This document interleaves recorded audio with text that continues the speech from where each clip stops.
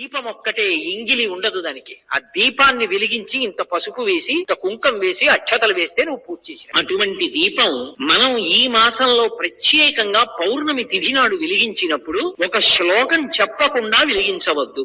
ఒక శ్లోకం చెప్పాలి, చెప్పి వెలిగించాలి. ఆ దీపాన్ని దీపంగా కాదు, ఆ దీపంలోకి ఈశ్వరుణ్ణి ఆవాహన చేస్తారు. త్రయంబకమావాహయామి, లేకపోతే దామోదరమావాహయామి అంటారు. దామోదరుణ్ణి ఆవాహన చేస్తున్నాను. ఈ దీపమే దామోదరు, ఈ దీపమే త్రయంబకుడు. దామోదరుడు అంటే కడుపు మీద తులసిమాల ఉన్నవాడు, లేదా దాన్నా ఉదరా మాత్రే బద్ధ, ఇది దామోదర, ఆ త్రాటి చేత కట్టబడ్డవాడు. లేదు, ఆయన పరమశివ స్వరూపంగా చెప్తే మూడు లోకములకు తండ్రి అయినటువంటి వాడు. నువ్వు ఇద్దరు ఎవరినో ఒకరిని ఆ దీపం మీదకి ఆవాహన చెయ్యాలి. చేస్తే ఇప్పుడు భగవానుడు ఆ ప్రార్థనకి వచ్చి దీపస్వరూపంగా నిలబడతాడు.